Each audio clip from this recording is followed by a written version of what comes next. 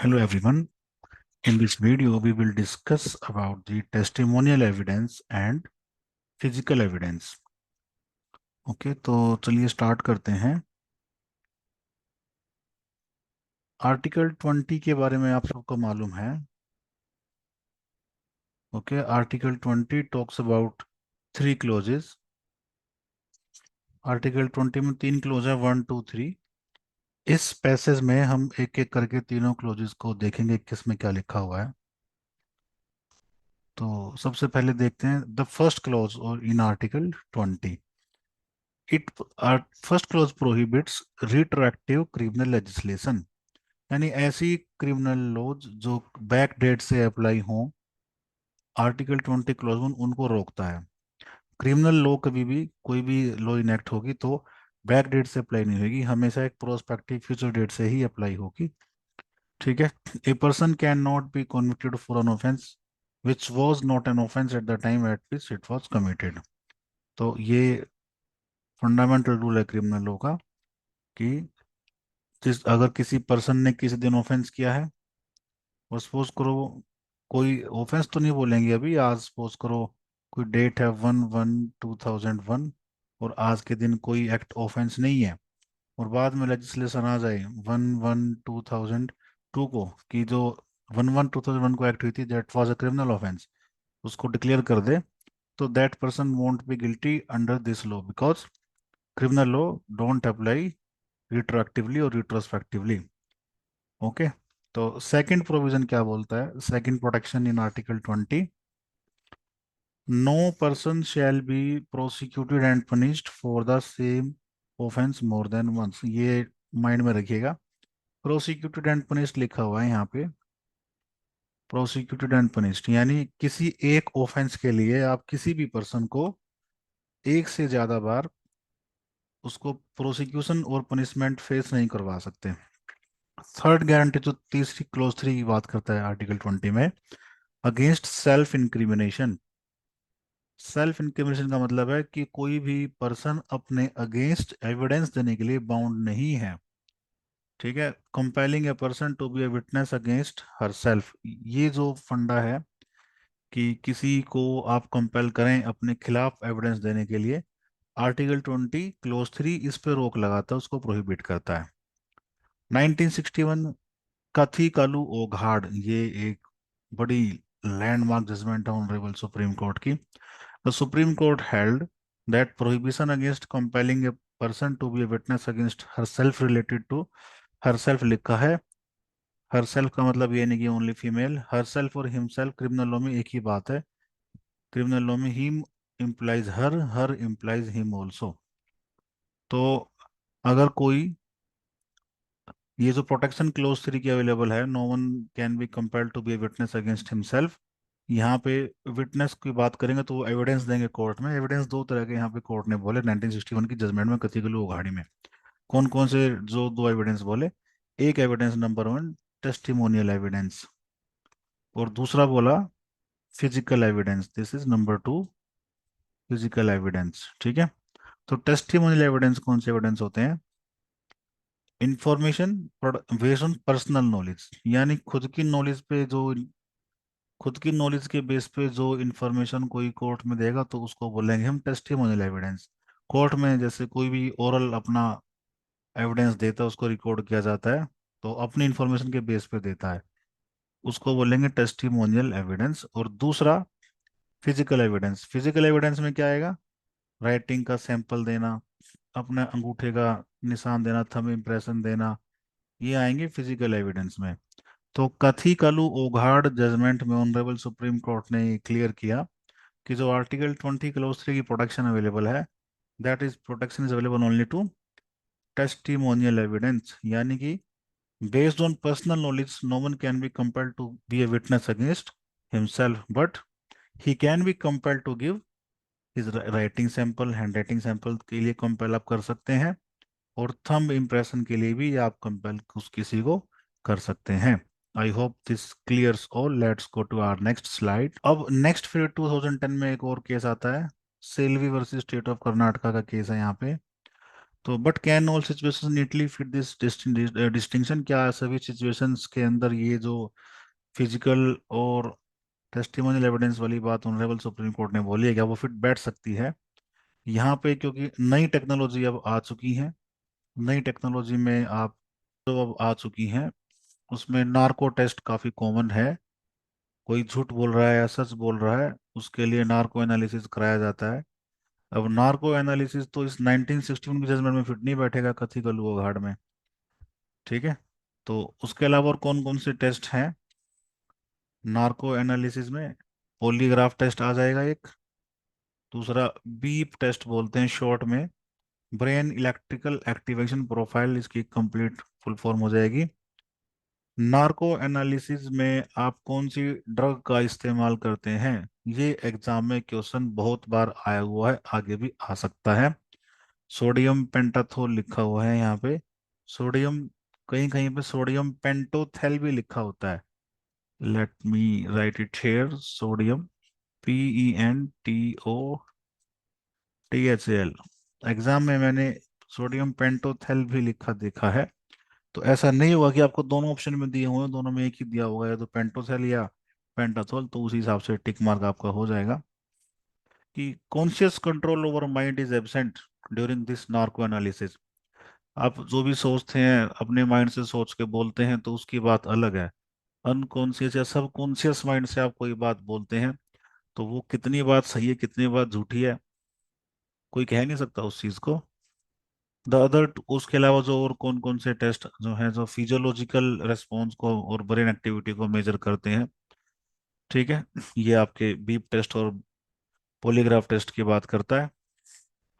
तो उस तरह से आप ये जान सकते हैं कि कोई किसके पास कितनी इंफॉर्मेशन है। इन टेस्ट्स का यूज करके आप ये जान सकते हैं कि किस सस्पेक्ट के पास कितनी इंफॉर्मेशन किसी क्राइम को लेके है, और फिर कंक्लूजन कुछ ड्रॉ हो सकते हैं। ये बिल्कुल नई टेक्नोलॉजी की देन है ये सभी टेस्ट। ठीक है। तो ये आपका जो है Selvi versus state of Karnataka, हालांकि यहाँ पे मेंशन नहीं है, लेकिन इसमें सुप्रीम कोर्ट ने ये कहा था कि ये जो टेस्ट हैं narco analysis, BEAP test, polygraph test, they can be conducted with the consent of accused person.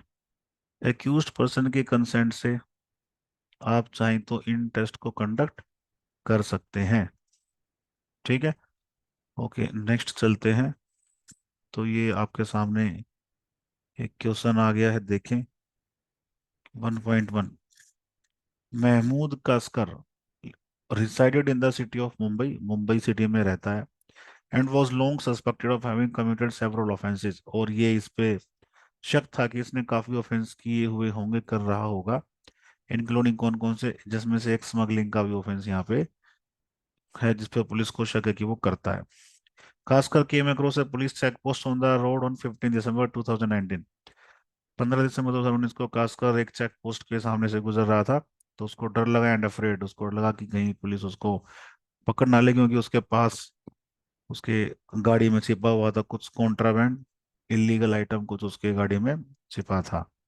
तो he drove through the check post instead of stopping, तो उसने रुकने की बजाय चेक पोस्ट से स्पीड में गाड़ी निकाल दी। इन डूइंग सो, ऐसा करते टाइम, स्पीड में गाड़ी निकालते time, he smashed his car through the barricades, जो बैरिकेड लगे हुए थे उनके साथ टक्कर हो गई चेक पोस्ट पे।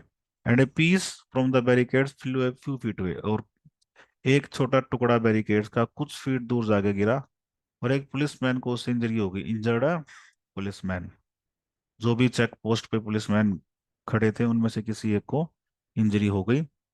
कास्कर वाज लेटर कोर्ट, बाद में इसको पकड़ लिया गया और उस पर चार्ज लगाया गया, ऑब्स्ट्रक्टिंग जस्टिस, चार्ज ऑफ, उसके ऊपर चार्ज लगाया गया ऑब्स्ट्रक्टिंग जस्टिस। ठीक है, obstruction of justice, which the police claim the he did by crashing through the check post, और पुलिस ने बोला क्योंकि उसने चेक पोस्ट पर टक्कर मारी थी तो उसने जस्टिस को ऑब्स्ट्रक्ट किया है। कास्कर वाज एक्विटेड, कास्कर को उस चार्ज पे एक्विट कर दिया गया, यानी कि दोष मुक्त हो गया, उसको कोई ऑफेंस नहीं माना गया। Since the police were not able to produce adequate evidence, दोष मुक्त क्यों हो गया? क्योंकि पुलिस जो जरूरी एविडेंस चाहिए था, जो जरूरी सबूत चाहिए थे वो कोर्ट में प्रेजेंट नहीं कर पाए। सम मंथ्स लेटर, कुछ महीने के बाद, अब पुलिस भी ये चाह रही है, पुलिस बेंटन टीचिंग कास्कर रिलेशन की कास्कर के सबक सिखाया जाए। Police filed charge of injuring a police officer on duty against Kaskar, यानी अब कौन सा चार्ज लगा दिया गया? Injuring a police officer on duty police officer को इंजर करने का चार्ज लगाया गया। व्हेन कास्कर वाज कॉन्विक्टेड, जब कास्कर का कॉन्विक्शन हो गया, अब इस चार्ज पे कॉन्विक्शन हो गया, injuring a police officer on duty, he filed an appeal claiming that the decision violated the protection against double jeopardy in article 20। उसने क्या अपील फाइल की? आर्टिकल 20 के ग्राउंड पे डबल जियोपार्डी, जो क्लोज टू में हमने देखा है कि no person shall be prosecuted and punished for the same offence more than once, कि डबल जियोपार्डी बोलते हैं उसको, कि दो बार सजा मुझे नहीं मिलेगी एक ही ऑफेंस की। तो अब देखते हैं आगे कास्कर क्या, कास्कर का जो डिफेंस है आर्टिकल 20 क्लोज टू का, वो सस्टेन करेगा। Let's see the options. No, since the second charge filed against Kaskar was in relation to a different offense than the first one. Yes, since he had already been prosecuted for crashing through the barricades and he could not be prosecuted for the same actions again.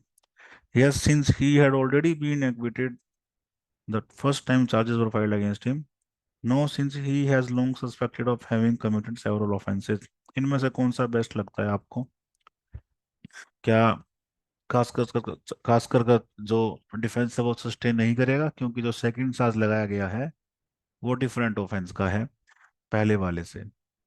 तो क्या answer होना चाहिए? Answer इसका होगा ए। Second charge जो लगाया गया है खासकर के अगेंस्ट, वो डिफरेंट ऑफेंस है पहले वाले से, इसीलिए खासकर का चार्ज सस्टेन, खासकर का डिफेंस सस्टेन नहीं करेगा and he would be held guilty in the appellate court also. Next पे आ जाए। Sometimes after the two prosecutions mentioned in the previous question, इससे जो हमने जो लास्ट क्वेश्चन में दो प्रोसिक्यूशन देखी थी, one for obstructing justice and other for injuring A policeman on duty, जिसमें से सेकंड वाले में गिल्टी हो गया था वो। The police manage to recover CCTV footage, अब कुछ टाइम के बाद पुलिस को सीसीटीवी फुटेज भी मिल जाती है उस एरिया की जहाँ पे चेक पोस्ट थी।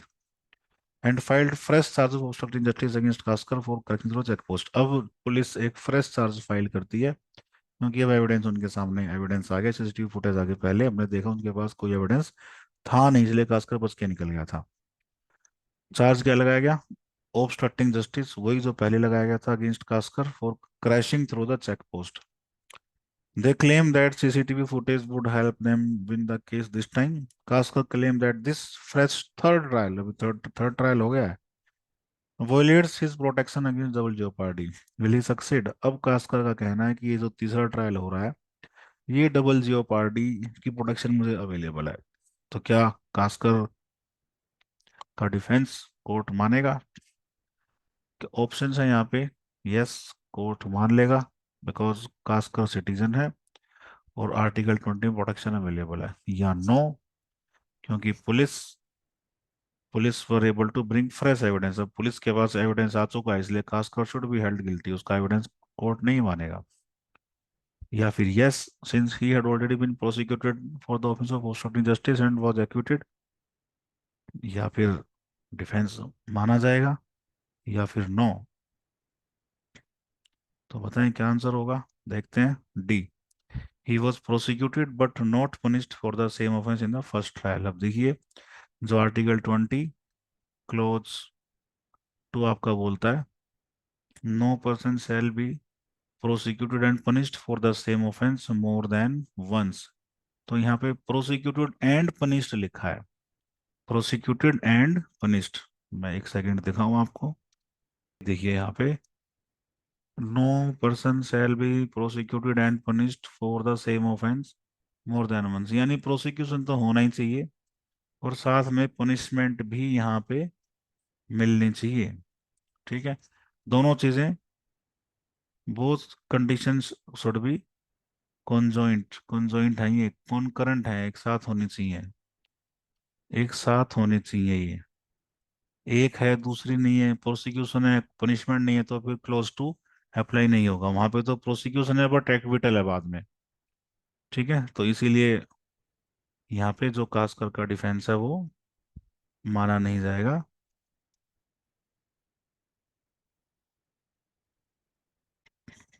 No, since he was prosecuted but not punished for the same offence in the first trial. Next पे आ जाओ। Concerned at the increasing number of instances of rash driving in Mumbai. Mumbai में rash driving के case लगातार बढ़ते जा रहे हैं। तो लेजिस्लेचर ने क्या किया, 2020 12 जनवरी 2020 को कानून पास कर दिया। एक rash driving is a criminal offence with 3 months imprisonment, 3 महीने की इम्प्रिजनमेंट का प्रोविजन इसके अंदर डाल दिया गया। अब पुलिस, क्योंकि पुलिस तो पीछे पड़ चुकी है खास करके, अब एक फोर्थ केस फाइल कर देती है खासकर का, रैश ड्राइविंग का, driving through the police check post, rash driving. ठीक है। अब कास्कर क्लेम करता है कि उसका जो फोर्थ ट्रायल है that again violets first clause. First clause हमने देखा क्या बोलता था। अब क्योंकि अमेंडमेंट या क्रिमिनल जो डिक्लेयर ऑफेंस डिक्लेयर हुआ है 2020 में, और खासकर की एक्ट है 2019 की, हमने देखा पैसेज में। तो खासकर का डिफेंस सक्सीड करेगा या क्यों नहीं, will the police succeed in the fourth trial, क्या इस फोर्थ ट्रायल में पुलिस सक्सीड करेगी? देखते हैं ऑप्शंस क्या हैं। Yes, since Kaskar had injured a police when he drove through the check post, ये आर्टिकल 20 के बेस में आंसर करना है। No, since driving through check post does not constitute rash driving, ये तो ऑफेंस डिक्लेयर हो चुका है। अब ये तो इन द क्वेश्चन है ही नहीं। No, since rash driving was not an offence at the time Kaskar drove through the police check post, ये तो आंसर हो सकता है, क्योंकि पुलिस सक्सीड नहीं करेगी, क्योंकि जिस दिन कास्कर ने ये police check post, police barricade को तोड़ा था, उस दिन रैश ड्राइविंग ऑफेंस नहीं था। और यही तो क्लोज 1 आपका बोलता है। तो आंसर हो गया सी। ठीक है, आगे नेक्स्ट 1.4 पे आ जाए। While he was in custody, जब कास्कर कस्टडी में था तो पुलिस को इन्वेस्टिगेट करना है whether Kaskar was involve in smuggling. अब स्मगलिंग को तो मेन तो स्मगलिंग पे ही था जो शक था, उसको भी तो इन्वेस्टिगेट करना है। तो उन्होंने उससे डीएनए सैंपल मांगा। They asked him to produce a DNA sample that they could use to compare against the evidence they obtained from a boat. किसी बोट में पुलिस को कोई सैंपल मिला है, और वहां पे वो सस्पेक्ट का सैंपल आपको कास्कर के सैंपल के साथ मैच करके देखना है। अब कास्कर रिफ्यूज कर दे रहा है कि आई वॉन्ट गिव सैंपल, क्योंकि मुझे प्रोटेक्शन अवेलेबल आर्टिकल 20 क्लॉज 3 की। Kaskar refused, claiming that forcing him to provide DNA sample would violate his protection against self-incrimination under Article 20, Clause 3। Kaskar का कहना है कि डीएनए सैंपल मांगना आर्टिकल 20 क्लॉज 3 का violation है, so he won't give any DNA sample, blood sample. तो can the police force Kaskar to provide the DNA sample, क्या police Kaskar से डीएनए सैंपल ले सकती है, उसको जबरदस्ती बोल सकती है दो देना पड़ेगा? देखते हैं options. Yes, since DNA sample amount to physical evidence, no testimonial evidence। तो ये तो क्लियर हो गया होगा इतने में ही आपको आंसर इसका क्या होना चाहिए। हमने बिल्कुल स्टार्टिंग में देखा कि फिजिकल और टेस्टिमोनियल एविडेंस क्या होते हैं। तो इसका आंसर हो जाएगा ए। ठीक है। तो ये क्वेश्चन क्लैट ने अपने मॉक टेस्ट में दिया था, जब सैंपल क्वेश्चन उन्होंने दिए थे, तो वहां से भी आप इसको टैली कर सकते हैं। वहीं से एज इट इज मैंने लिया है इस क्वेश्चन को। और बड़ा अच्छा, काफी इंपॉर्टेंट क्वेश्चन है, आप इसको पढ़ लीजिएगा, इस वाले पूरे के पूरे रीजनिंग को जो यहाँ पे लिखी हुई है। Okay, that's all for today. Goodbye all.